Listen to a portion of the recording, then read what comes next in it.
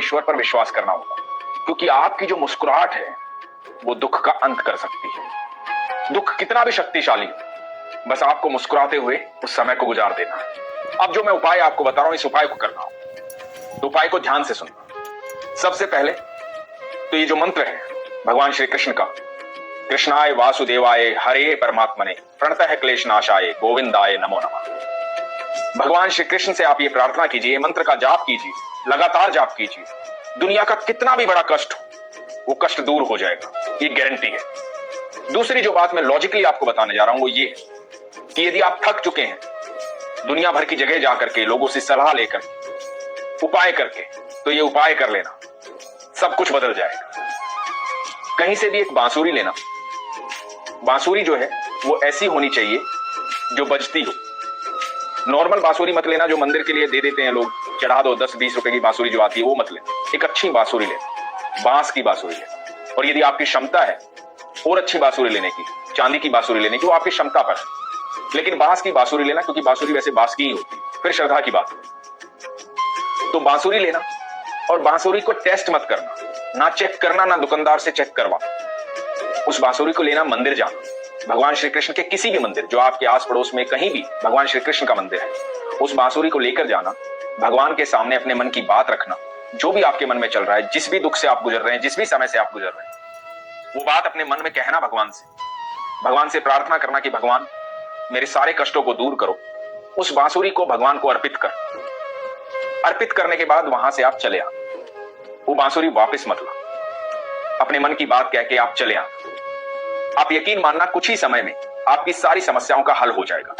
अब आप सोचोगे कि समस्याओं का हल कैसे हो जाएगा, तो इस बात को समझिएगा जो मैं बता रहा हूं। बांसुरी भगवान श्री कृष्ण को अत्यंत प्रिय है। बांसुरी एक ऐसा वाद्य यंत्र है, आप दुनिया में किसी भी व्यक्ति को यदि आप देंगे तो उसे लेगा और सबसे पहले उसे फूंक मारेगा, चाहे उसे बजानी आती हो या ना आती, लेकिन वो उसे फूकेगा जरूर। तो ये बांसुरी दे रहे हैं आप सर्वेश्वर को, भगवान श्री कृष्ण को। उनके होठों से लग करके बांसुरी जब बजती है तो अनंत ब्रह्मांड जो है वो सारा झूम उठता है। तो जब भगवान को आप ये बांसुरी देंगे और भगवान आपके नाम की बांसुरी बजाएंगे, तो जितने भी नक्षत्र हैं, जो ग्रह हैं, जो कुछ भी है, जो लोग बोलते हैं ना कि ये बिगड़ा हुआ है, वो सब उस बांसुरी के चारों तरफ मंडराएंगे। और आपके नाम की जब बांसुरी बजेगी तो सारे दुख एक फूंक में गायब हो जाए। लेकिन ये जो कुछ भी करें आप विश्वास से करें। एक ही बार करना है, ऐसा नहीं है कि आपको लगातार जाके बांसुरी देनी है, एक ही बार करना। ध्यान से सुनिएगा इस बात को। तो एक बार जाइए, मन से बांसुरी देके आइए, उसके बाद विश्वास रखिए कि आने वाला समय आपका बहुत बेहतर होने वाला है। ये मैं गारंटी देता हूं कि सब कुछ बदल जाएगा, आपके जीवन में अच्छा समय आएगा। दूसरी बात है आपके प्रारब्ध। जो भी कर्म हमने किए हैं किसी भी जन्म, कभी भी या अभी या कभी, तो प्रारब्ध हमें काटने होते हैं। लेकिन ईश्वर का संग जो है उन प्रारब्ध को काटने में आपको सहूलियत देता है, आसानी देता है, क्योंकि ईश्वर जब आपके संग रहते हैं, दुख कितना भी बड़ा हो वो कमजोर हो जाता है। दुख को एक ही तरीके से आप कमजोर कर सकते हैं, ईश्वर पर विश्वास करके। तो आप भरोसा कभी मत तोड़िए, किसी की बातों में मत आइए। जब आप कमजोर होते हैं, आपका वक्त कमजोर होता है, आप दुखी होते हैं, तो लोग तरह तरह की सलाह देते हैं, लोग भिन्न भिन्न बातें करते हैं, ये कर ले, वो कर ले, ऐसा कर ले, वैसा कर ले। कुछ करने की आवश्यकता नहीं है, सिर्फ विश्वास रखने की आवश्यकता है।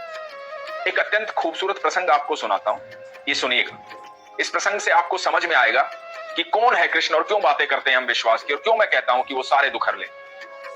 तो ये बात है महाभारत शुरू होने से पहले। महाभारत शुरू होने से पहले हुआ यूं कि भगवान 5 जगह मांगने आए पांडवों के लिए कौरवों से। भगवान ने कहा कि 5 जगह दे दो, तुम हस्तिनापुर चलाना और वो 5 जगह पर अपना राज्य करेंगे, सब खुशहाली से रहेंगे, कोई दिक्कत की बात नहीं होगी, तुम खुश रहना, वो खुश रहेंगे, क्या जरूरत है आपस में झगड़ा करने। लेकिन शकुनी को यह बात सहन नहीं हुई। शकुनी ने दुर्योधन को कहा कि इसको बंदी बना ले, ये उनकी हिमायत लेकर आया है, उनकी तरफ से आया है, उनको हमारे राज्य से हिस्सा देना चाहता है। तो दुर्योधन ने बंदी बनाने के आदेश दिए। अब भगवान को कौन बंदी बना सकता? अनंत ब्रह्मांड के मालिक हैं। पहली बार भगवान श्री कृष्ण ने अपनी थोड़ी सी लाइट दिखाई, पहली बार ये बताया कि मैं हूं कौन और किसे बंदी बनाने जा रहे हो, तुम हो कौन। तो भगवान ने जब ये दिखाया तो सब चौंक गए। भगवान को कौन बंदी बना सकता था? भगवान अपनी बात कह के चले गए। जब श्री कृष्ण अपनी बात कह के चले गए तो कौरवों के राजा धृतराष्ट्र ने ज्योतिषी को बुलाया, सबसे मिलकर के सलाह ली कि क्या करें, अब या तो युद्ध होगा या 5 जगह देनी पड़ेगी। तो ज्योतिषी ने कहा सुयोधन जो है, सुयोधन दुर्योधन का नाम था, दुर्योधन हम उनको उनके कर्मों के कारण कहते हैं। तो ज्योतिषी ने कहा जो सुयोधन है, सुयोधन की कुंडली में राजयोग है, दुनिया में कोई भी हरा नहीं सकता, निश्चित तौर पर राजा बनेगा, कोई रोक ही नहीं सकता, कुंडली में लिखा है। तो आप निश्चित तौर पर विश्वास रखिए कि आपका पुत्र ही राजा बनेगा, युद्ध कीजिए। और एक ज्योतिषी के कहने पर युद्ध शुरू हो गया। जब युद्ध शुरू हो गया तो 3 दिन बीत गए, 3 दिन बीत गए और कौरव निपटने शुरू हो गए। तो धृतराष्ट्र ने ज्योतिषी को बुलाया और ज्योतिषी को कहा कि तुमने कहा था मेरा बेटा राजा बनेगा, तो ये क्या चल रहा है? तो ज्योतिषी ने कहा कि महाराज अभी तो 3 ही दिन हुए, मैंने तो परिणाम की बात की थी, इंतजार कीजिए, सुयोधन ही राजा बनेंगे। 8 दिन बीत गए, आधे कौरव निपट चुके थे। जब आधे कौरव निपट गए, धृतराष्ट्र चिंतित था। विदुर भी बहुत कुछ बता चुके थे, संजय भी बहुत कुछ बता चुके थे। ज्योतिषी को फिर से बुलाया गया।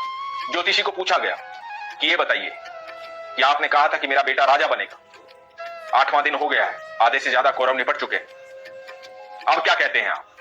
अब क्या कहता है आपका ज्योतिष शास्त्र?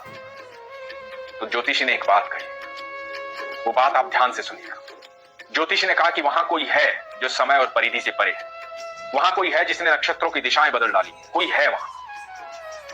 तो विदुर ने कहा कि श्री कृष्ण है वहां, प्रभु है वहां। दोस्तों, सारे नक्षत्रों का स्वामी मेरा कृष्ण है, मेरा ठाकुर है। जहां वो होता है वहां कुछ नहीं होता है, और जो वो चाहता है वही होता है। इसलिए इधर उधर भटकिए मत, विश्वास कीजिए। आपको पता है कि महाभारत के युद्ध के बाद राजा कौन बना था, क्योंकि सब नक्षत्रों का स्वामी मेरा कृष्ण है। आप यकीन मानना, यदि आप दुखी हैं, परेशान हैं और आपकी समस्याओं का हल नहीं हो रहा, आप सब जगह से हार चुके हैं, तो आज ही अपनी कुंडली को उठाइए और भगवान श्री कृष्ण के चरणों में रख दीजिए, समर्पित कर दीजिए उन्हें, क्योंकि सब नक्षत्रों के स्वामी वही हैं और आपका कोई कुछ नहीं बिगाड़ सकता जब आपके सारथी कृष्ण है, आपके साथ कृष्ण है। बस विश्वास रखिए, कृष्ण आपके साथ हर समय है। वो आपसे बेहद प्यार करते हैं, वो हम सबके पिता हैं, हम सब उनकी संतान हैं। हम इधर उधर भटके ना, इस सफर का आनंद लें और विश्वास रखें अपने पिता पर। बस यही तो मैं कहता हूं कि अपने विश्वास को मजबूत रखिए, अपना ख्याल रखिए। हरे कृष्ण।